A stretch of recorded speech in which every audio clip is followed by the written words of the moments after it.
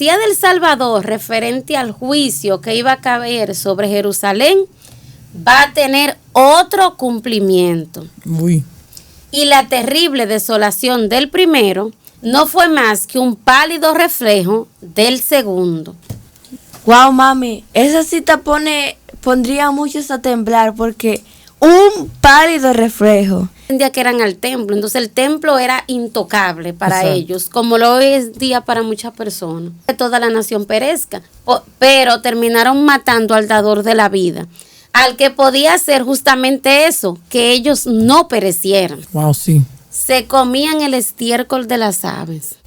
Y lo que a mí más me produce escalofrío es que las madres se turneaban a los hijos para cocinarlo y comérselo. Es como que... Y lo que resultó que la masacre se empeorara. La sangre corría como chorros de agua, como ríos dentro de la ciudad. Wow, sí. Todo fue una catástrofe. Los afectos, ¿en el templo o en el Dios del templo?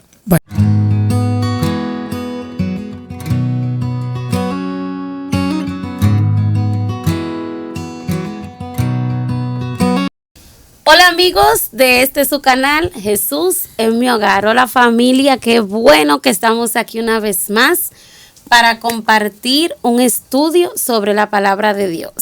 ¿Cómo se sienten?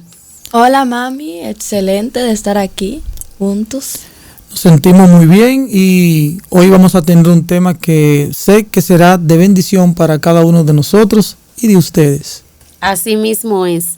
Hoy estaremos hablando sobre Mateo 24, un capítulo de la Biblia súper interesante por todo lo que conlleva, por todo lo que está registrado ahí. Vamos a ver si por lo menos en el estudio abordamos, qué sé yo, capítulo 1, 2 y 3, y nadie sabe si hacemos una serie, ¿verdad?, sobre Mateo 24, porque es mucho lo que hay que decir y no creo que nos alcance el tiempo para hablar sobre Mateo 24 completo en un solo video. Así que vamos a ver si hacemos una serie, si Dios quiere. Pues bien, Mateo 24, específicamente los capítulos del 1 al 3, vayan buscándolo por ahí para que en algún momento podamos leerlo. Sí. ¿Capítulo qué? Mateo 24, versículos del 1 al 3. Okay. Entonces, me gustaría compartir con ustedes una cita que se encuentra en este libro, una joya de libro, El conflicto de los siglos, se lo recomiendo. En la página 34, también lo tengo acá, que dice, la profecía del Salvador referente al juicio que iba a caer sobre Jerusalén va a tener otro cumplimiento. Uy. Y la terrible desolación del primero no fue más que un pálido reflejo del segundo, o de lo que será el segundo. En lo que acaeció a la ciudad escogida, podemos ver anunciada la condenación de un mundo que rechazó la misericordia de Dios y pisoteó su ley. Cuando yo leo este párrafo, en el conflicto de los siglos, que dice que la destrucción de Jerusalén no fue más que un pálido reflejo, entonces eso, imagínate, me pone a pensar. Wow, mami, esa cita pondría a muchos a temblar porque un pálido reflejo. Si así fue el primero, con un pálido reflejo, ¿qué será pues el segundo? Porque, por ejemplo, un reflejo es lo que vemos de un espejo, pero no es la realidad. O sea, vemos el reflejo de nuestra cara, pero esa no es nuestra cara, es un reflejo de nuestra cara. Entonces, ¿qué sería? Y es un pálido, así ¿qué sería el segundo? Sí, eso fue muy fuerte, todo lo que aconteció en aquella ciudad. Y a pesar de que ellos tuvieron señales dadas por Jesús, como ya vemos en Mateo 24, para que salieran, no siguieron las instrucciones. Y por eso, como veremos a continuación, perecieron en la ciudad. Yo lo que creo que hay que ser verdadero cristiano, porque el mismo conflicto de los siglos dice que ningún cristiano pereció. Bueno, sí, quizá la gente se pregunte, pero ¿qué fue lo que pasó? porque estamos hablando de pálido reflejo, de cristiano que pereció. Vamos a leer Mateo 24, ¿qué les parece? Excelente. ¿Quién lo tiene? Yo lo tengo. Pues dale. Bueno, nos dice, cuando Jesús salió y se iba al templo, se le acercaron sus discípulos para mostrar los edificios del templo. Y él respondiendo les dijo, ¿no veis todo esto? De cierto os digo que no quedará piedra sobre piedra que no fuera derribada. Estando él sentado en el monte de los olivos, sus discípulos se le acercaron a él aparte y le dijeron, dinos, Señor, ¿cuándo sucederán estas cosas? ¿Y qué señal habrá de tu venida y del fin del mundo? Interesante. En esos 3 versículos nosotros podemos ver varias cosas.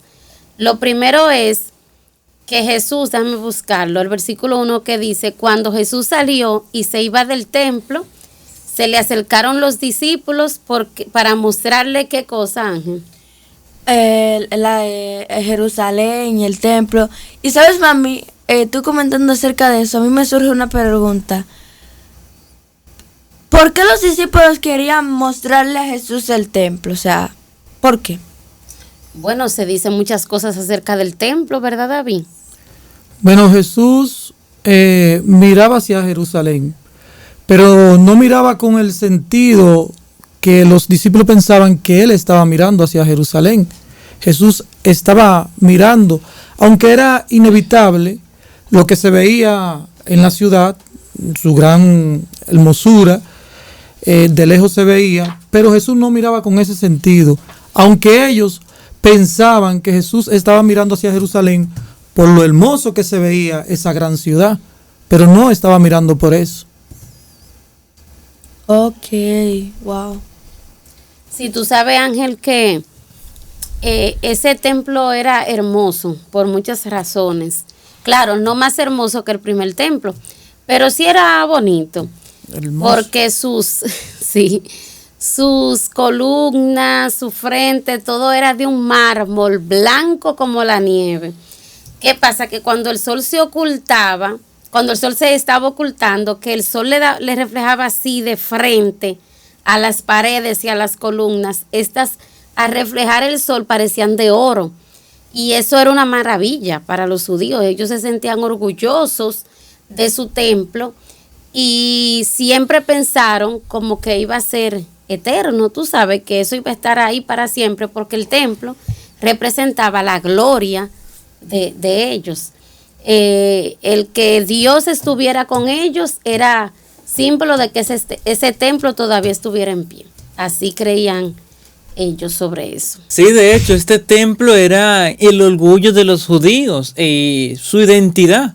De hecho, si los judíos hubieran construido un logo, por así decirlo, o un escudo, hubiesen colocado el templo como su escudo en aquellos tiempos, porque era lo que determinaba qué eran como judíos. Como ya sabemos, cuando llegó Nabucodonosor y destruyó el templo, los judíos no volvieron a tener su propio rey, su propia independencia. Por lo tanto, este templo que les recordaba la gloria pasada, era como la base, el sustento. Para ellos esto era lo más especial que tenían. Y que Jesús les dijera que esto iba a ser destruido era inquietante para los discípulos. Por eso no perdieron la oportunidad para llevarlo a un lugar aparte y preguntarle, Señor, cuéntanos más detalles acerca de esto. Sí, y entonces Jesús le empieza a dar una serie de detalles. Y Jesús en su amor y misericordia, no solo para con los judíos, sino también para con nosotros, le mezcló la destrucción de Jerusalén con lo que hubo a ocurrir en la segunda venida, porque ellos no iban a poder soportar el horror que se avecinaba al saber que Jerusalén iba a ser destruido un tiempo después. Exacto, mami. Ellos creían que y mira que te tengo una cita, porque ellos creían que estaban como el tiempo antiguo, que el profeta, voy a buscártelo aquí, que decía El David, salmista. exactamente, el salmista David, la hija de Sión parecía decir en su orgullo, estoy sentada reina y nunca veré el duelo, porque siendo amada como lo era, creía estar segura de merecer aún los favores del cielo, como en los tiempos antiguos, cuando el poeta rey cantaba: hermosa provincia, el gozo de toda la tierra es el monte de Sión, la ciudad del gran rey. Aquí podemos ver cómo se decían tantas cosas hermosas de Jerusalén, tantas cosas grandiosas. Y en verdad Jerusalén era una ciudad bonita. Jerusalén, cuando fue conquistada que antes era de Jebús y fue conquistada por David, era una ciudad hermosa y bien fortificada. Mira todo lo que tuvo que hacer David para entrar a esa ciudad cuando era de los jebuseos. Así que Jerusalén era una ciudad, vamos a decir en estos tiempos, grandiosa. Amurallada. Sí, después de eso fue aún más mejorada. Por eso, como yo te mencionaba, era chocante para los discípulos que Jesús le dijera que no iba a quedar piedra sobre piedra, que era una expresión para decir que iba a ser totalmente demolida y que no iba a quedar rastro. Para ellos esto fue impactante, por no decir menos. Así es como Natalie decía ahorita, Jesús tuvo que mezclarle los eventos que iban a suceder para no confundirlos, sino para que no les sea tan chocante, porque no estaban preparados para recibir tal información. De hecho, el mismo conflicto de los siglos dice que cuando ellos miraban hacia Jerusalén, la hermosura que se veía desde lejos, era irresistible esta gran hermosura, este esplendor que tenía esa gran ciudad, irresistible a que ellos no sintieran orgullo por esta nación. Por eso es que Jesús le dice, a ellos les dicen a Jesús: maestro, mira, señalándole hacia el templo. Pero Jesús le dice algo, y fue lo que tú dijiste: no quedará piedra sobre piedra que no sea destruida. Y ellos, como que esto le chocó, lo que dice Marco, esto le chocó. Por eso ellos no se quedaron con esto. Inmediatamente tuvieron la oportunidad de preguntarle a Jesús sobre lo que él había dicho, sobre esto de la destrucción. Le dijeron: maestro, dinos, ¿cuándo serán estas cosas? ¿Y qué señal habrá de tu venida y del fin del mundo? Eso fue porque nos dice, óyeme, algo que fue fuerte para ellos. Ellos no se quedaron con esto. Inmediatamente tuvieron la oportunidad, le preguntaron a Jesús. Sí, tú sabes, escúchame, Ángel. Ellos entendían que eso de que no iba a quedar piedra sobre piedra era cuando Jesús viniera con ya la destrucción final. Obviamente tenían que tenerlo lejos, no pensaban que era cerca. Así es. Y entonces, si Jesús no vio nada de la grandiosidad de Jerusalén y del templo, ¿qué vio Jesús? Ay, Ángel. Una buena pregunta. Sí, el conflicto de los siglos narra de una forma muy triste lo que Jesús vio, porque Jesús se quedó mirando y Jesús vislumbró el dolor, la amargura que causa el pecado. Vio cómo perecía la raza por la que él había venido a morir este mundo. Vio cómo a los suyos vino y los suyos no les recibieron. Jesús pudo contemplar todo eso, vio la destrucción, vio tantas personas llorando, lamentándose, vio ese sitio que causó tanto dolor y del que hemos venido hablando, que ningún cristiano pereció. Jesús pudo vislumbrar todo eso. ¿Cómo puede sufrir o qué tanto puede sufrir el ser humano cuando se aleja de Dios? Y Jesús no quería eso. Jesús vino justamente para darnos vida, pero nuestro constante alejamiento es lo que hace que Satanás pues pueda tomar control sobre la raza humana, porque cuando no queremos a Dios en nuestras vidas, entonces Él se va. Siempre hemos escuchado decir que Jesús es un caballero, y es así. No forza, no está la mala en nuestro corazón, ni en nuestra vida, ni en nuestras decisiones. Si nosotros decidimos, pues no, pues Él tristemente se va. Entonces viene el enemigo y toma posesión. Por eso es que estamos viendo tantas cosas raras en este mundo hoy día. Y eso pasó con Jerusalén, o con las personas, ¿verdad?, de Jerusalén. Le dijeron al Salvador no, y tristemente el Salvador tuvo que, pues, no entrar a su corazón y retirarse porque no quisieron. Vamos a ver, yo tengo una cita aquí en Mateo 23:37, que dice: Jerusalén, Jerusalén, que matas a los profetas y apedreas a los que son enviados a ti.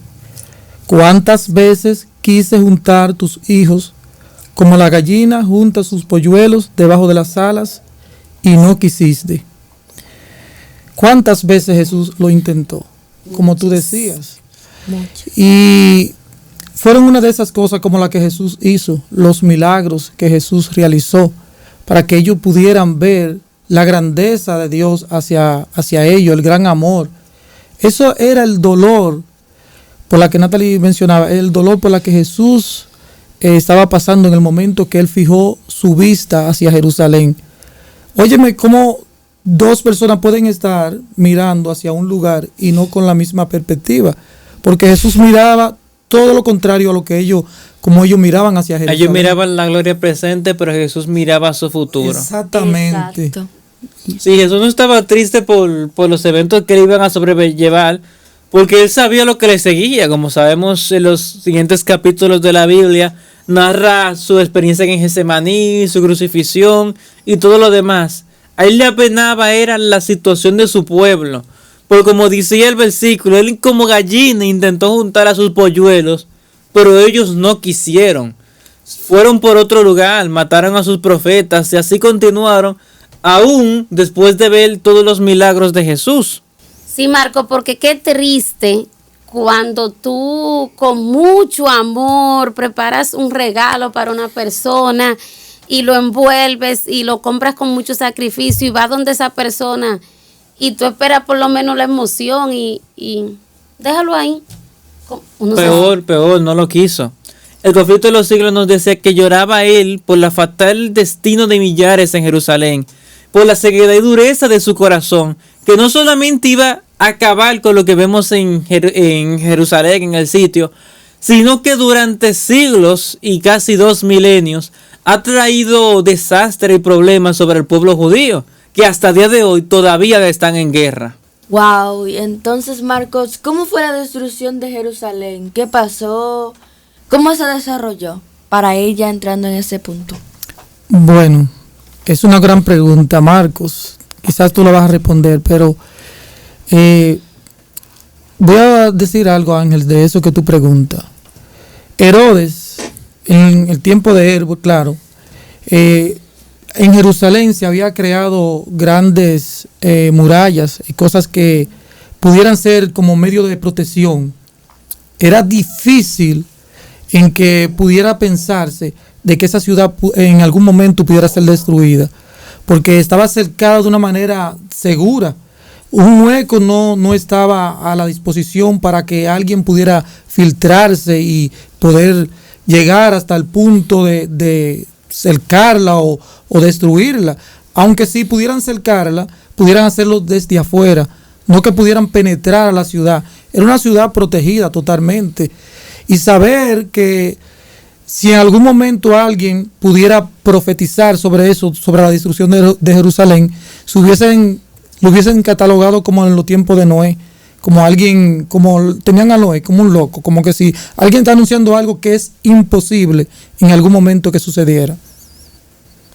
Así es. Sí, porque los judíos tenían un mal pensamiento. Tú sabes que la pureza de Cristo, su santidad, era para ellos, ¿cómo se dice? Esta palabra que reproche para su vida. Lo mismo que pasó con Caín y Abel. Y muchas veces uno está así en ciertos lugares y la vida de uno, tristemente, ¿verdad?, resulta ser un reproche para otros o viceversa. Y eso pasaba en esos tiempos. Ellos veían en Jesús esta santidad que era un reproche a su vida ostentosa. Veían un siervo que no tenía donde recostar su cabeza y ellos vivían en palacio. Todo esto fueron algunas de las cosas que ocasionó la muerte de Jesús. También ellos estaban dolidos por eso que Jesús había dicho de que no iba a quedar piedra sobre piedra. En una ocasión Jesús dijo: ves ese templo yo lo voy a destruir o será destruido y en 3 días lo edificaré. Jesús refiriéndose a su propio cuerpo, pero yo entendía que eran al templo, entonces el templo era intocable para ellos, como lo es día para muchas personas. ¿Y qué más, mami, podemos ir viendo de esto? Bueno, mira, Ángel, los judíos tenían un concepto triste en lo que te voy a decir. Por ejemplo, ellos temían que si Jesús se proclamara rey, entonces vinieran los romanos y destruyeran la ciudad, porque no debía haber otro rey que no fuera el César.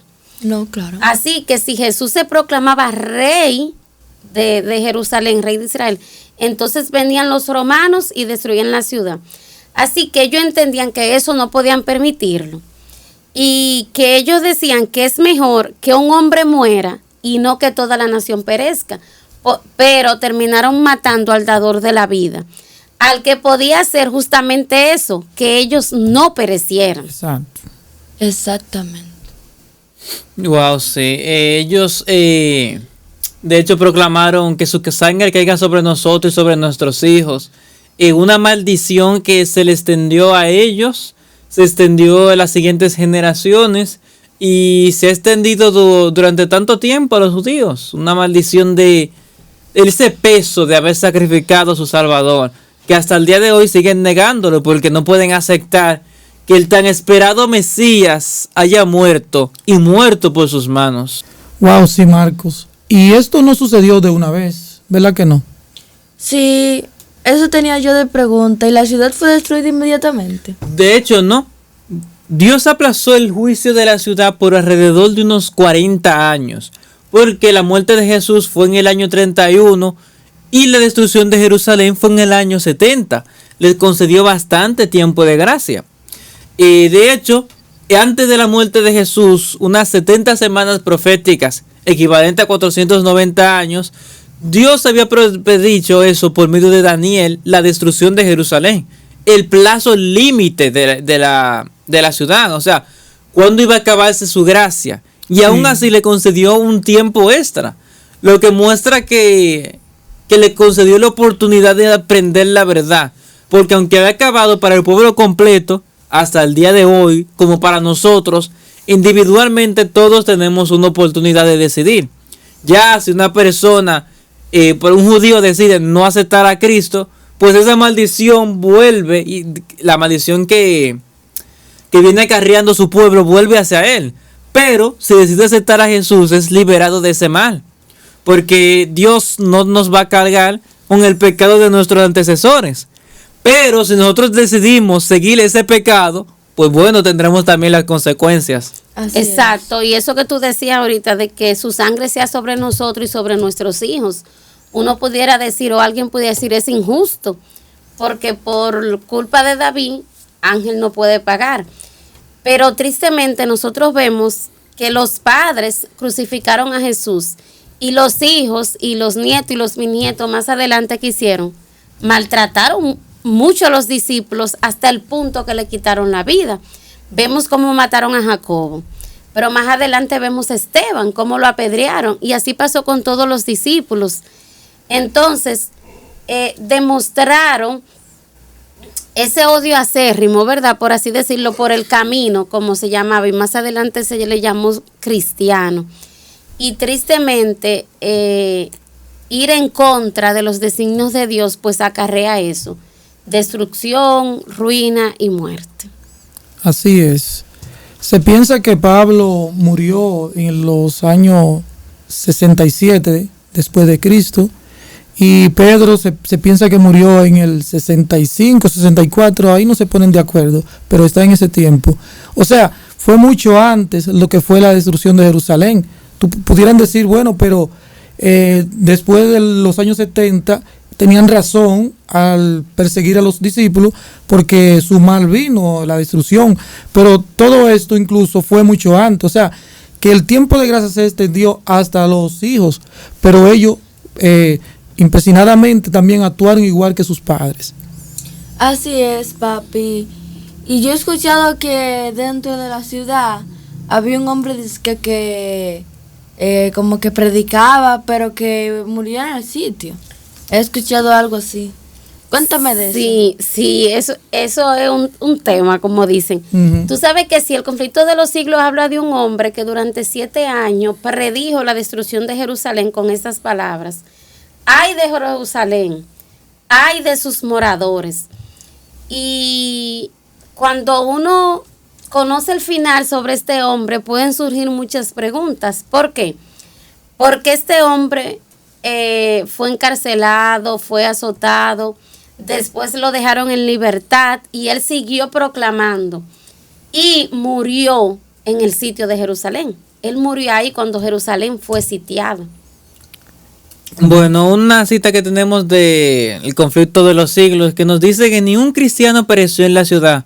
Porque cuando Cristo había dicho a sus discípulos: cuando vieres a Jerusalén cercada de ejércitos, huyan a los montes y no miren atrás.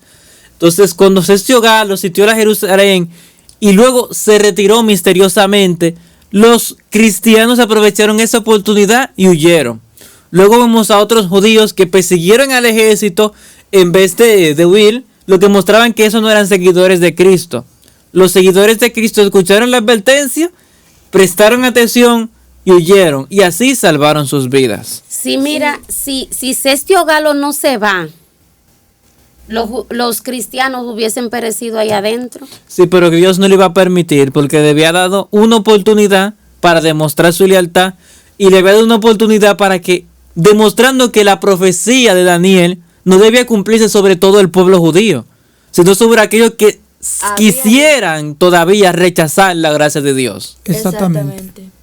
Sí, mira que después de que ellos van y hacen eso, los judíos que sacan, ellos creen que todo fue su Dios, ellos, que Dios estaba con ellos. Sin embargo, era otra cosa. Y vemos de que ellos vuelven victoriosos. Han sacado al enemigo, el enemigo se ha ido. Entonces, ¿sabes lo que creo eso? Un espíritu de resistencia que luego más adelante hizo que ellos Se indignaran. no, y tuvieron una resistencia en el segundo sitio, pensando que el Señor lo iba a salvar igual. O sea, como anteriormente, así ahora, porque el Señor está con nosotros. Y eso Exacto. trajo daños incalculables, porque si ellos hubieran aceptado desde que se hizo el sitio, desde un par de semanas después, pues no hubiera habido tantas muertes, porque los romanos solamente entran, se lo llevan las riquezas y ya. Pero después los romanos entraron y destruyeron todo. Sí, porque el propósito de los romanos como una especie de sitios regulares que hacían para los pueblos subyugados recordarle quién era su jefe, que eran los romanos. Si los judíos se hubieran rendido, las consecuencias no hubieran sido tan devastadoras como fue la calamidad que le sobrevino después de tiempo después. Exactamente. Cuando Sergio Galo fue y sitió a la ciudad, y pasaron unos 3 años y algo, ellos pues pensaron que eran resistentes los judíos, y se piensa que pudo haber sido el cálculo de Sergio Galo y por la cual misteriosamente se retiró, porque obviamente ellos consideraban que esa ciudad era una ciudad fuerte, fortificada Y no solo eso, cuidada por el Señor.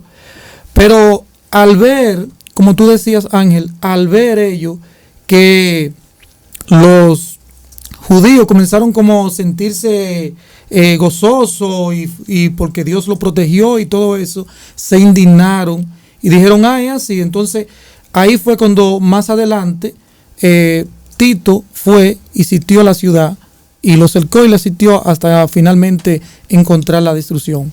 Wow, tú sabes que Tito, como decía Marcos, Tito no quería destruir la ciudad, sino que quería conservar. Y miren, cuando uno se pone a leer este libro, El conflicto de los siglos, sobre lo que pasó con la ciudad, uno se le ponen los pelos de punta, como dicen, es alarmante. Pero la parte que a mí más me choca es lo de las madres. ¿Por qué? Porque cuando la ciudad fue sitiada, cuando ellos estuvieron encerrados, que no podían salir a comprar ni a vender, entonces les dio hambre. Se habían comido las provisiones que tenían y ya no tenían forma de conseguir comida. Se comían el cuero de los zapatos. Wow, sí. Se comían el estiércol de las aves. Y lo que a mí más me produce escalofrío es que las madres se turneaban a los hijos para cocinarlo y comérselo. Es como que digan, hoy nos comemos el tuyo y mañana nos comemos el mío. Y así lo hacían. Se había perdido ese amor natural del que habla Romanos. Y cuando uno ve el tiempo de ahora, uno dice, pero se está perdiendo el amor también. El amor de los padres por los hijos, de los hijos por los padres. En ese tiempo de Jerusalén, los nietos le quitaban la comida a los abuelos para ellos comérselo. Y ahora, no vemos cómo nietos maltratan a sus abuelos. Por eso es que Ángel, cuando Jesús dice, a través del Espíritu y profecía en el conflicto de los siglos, que lo que pasó con Jerusalén no es más que un pálido reflejo de lo que va a pasar en los últimos días, es decir, lo que nosotros estamos viviendo. Es por eso, porque la destrucción de Jerusalén fue terrible, pero actualmente nosotros vemos cosas también terribles y lo que viene, porque en aquel tiempo rechazaron al Salvador. Hoy la gente continúa haciendo lo mismo, rechaza al Salvador, rechaza su ley, rechaza su palabra, rechaza todo lo que Él dice. Entonces vendrá sobre nosotros o sobre ellos destrucción repentina. Porque así como tú decías, Marco, que en el sitio de Jerusalén no pereció ni un cristiano, en la destrucción que pronto vendrá a este mundo, tampoco perecerá ni un solo cristiano. Porque el Señor será nuestra retaguardia y será nuestro guardador. Ahí me surge una pregunta a mí, cristiano. O sea, que si en este tiempo tampoco va a perecer ningún cristiano, hay que señalar entonces qué es ser un verdadero cristiano. Ese es lo preocupante ahora en este tiempo, de nosotros ser un verdadero cristiano. Eso es un reto, porque todo el mundo hoy en este tiempo se llama ser cristiano. Entonces, si en aquel tiempo no pereció ningún cristiano, y pudiera ser eso un pálido, lo que pudiera ser ahora, no solamente en los eventos, no solamente en el asunto del desastre, la muerte y todo eso, sino también en la salvación que se produjo en aquellos que fueron cristianos, y en este tiempo se espera que sea lo mismo. Hay que entonces ser un verdadero cristiano para que, como le fue la salvación a aquellos que en ese tiempo no perecieron, sea para nosotros. Amén. Así es. Quiera Dios que el Señor nos ayude y te ayude a ser un cristiano. ¿Y qué es ser cristiano? Seguidor de Cristo. Seguir sus pisadas, andar como Él anduvo, estudiar su palabra, orar, predicar, ayudar a otros, servir, que a eso vino Cristo, a servir a los demás y a dar su vida en rescate por muchos. Amén. Sí, mami, y vanos fueron los esfuerzos de Tito por salvar al templo. Porque él no era judío, pero quería guardar las hermosuras que había en el templo. Pero vanos fueron sus esfuerzos. Él quería hacerlo, pero no pudo hacerlo. El Señor no se lo permitió. Y vemos de que, como ya veremos más adelante lo que pasó, y que no pudo salvar nada del... Vamos a decir, solamente quedó el muro de los lamentos y el oro fundido y todo eso. Pero no pudo salvar figuras o el templo en general. Sí, porque lo que aconteció fue que un soldado tiró una tela encendida y eso empezó a encender el templo. Y a pesar de que Tito intentó dar órdenes de que se detuviera el fuego, los soldados estaban gritando, había un vocerío también de la gente que estaba muriendo y nadie entendía a nadie. Por lo tanto, las órdenes fueron prácticamente no oídas. Y lo que resultó que la masacre se empeorara. La sangre corría como chorros de agua, como ríos dentro de la ciudad. Wow, sí. Todo fue una catástrofe total. Wow, sí, esto es impactante. Uno lee el conflicto de los siglos y uno se estremece realmente.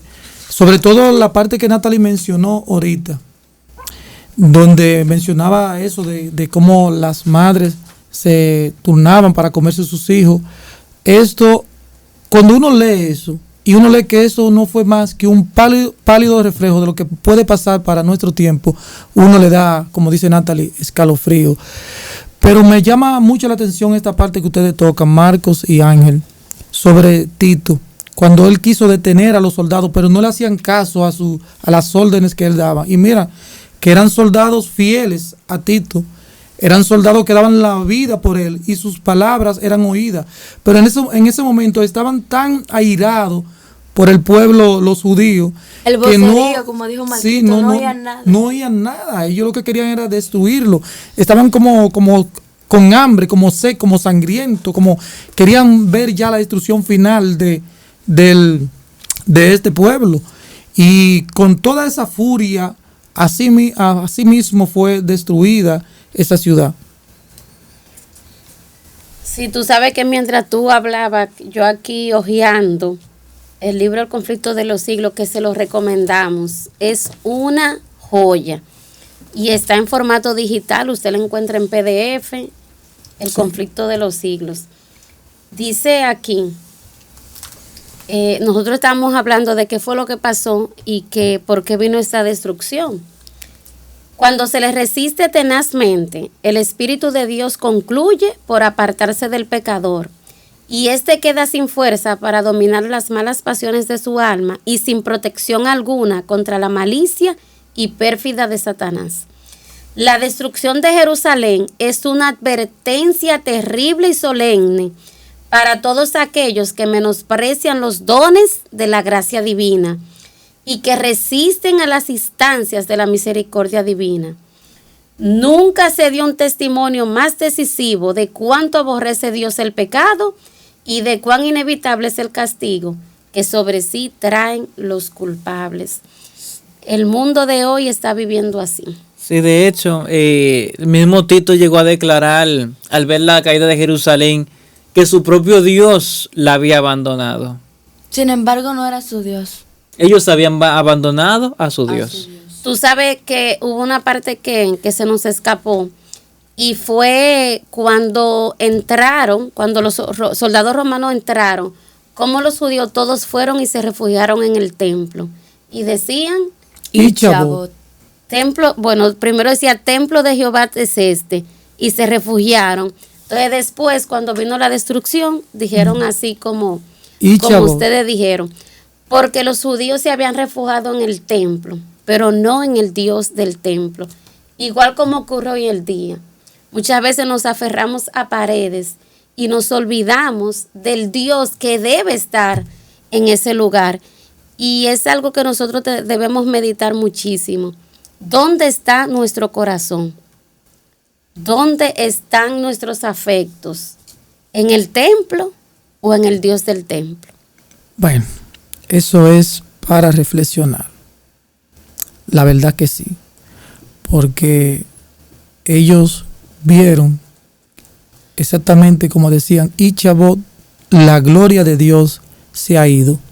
No en el momento, ya tiempo antes, por haber rechazado a Cristo, ya Dios se había retirado su gracia como nación. Y el libro de conflicto concluye diciendo, el mundo no está hoy más dispuesto a creer el mensaje dado por este tiempo de lo que estaba en los días de los judíos para recibir el aviso del Salvador respecto a la ruina de Jerusalén.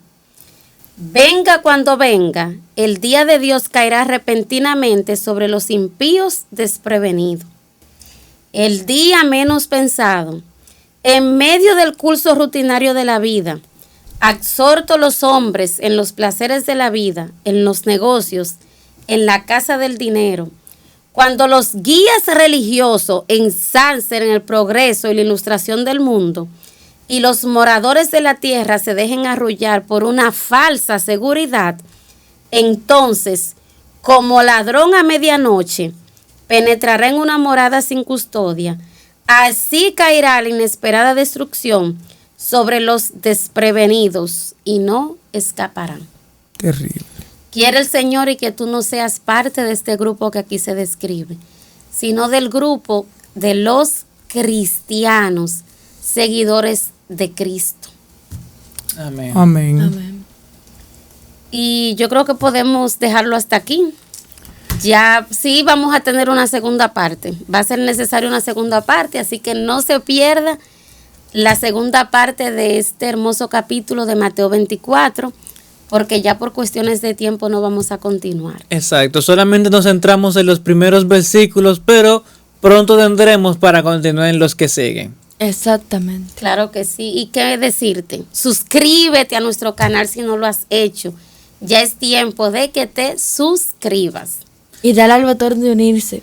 Sí, recuerda darle a like también, a comentar y comparte nuestro contenido con otras personas a quienes tú sepas que les puede interesar. Sí.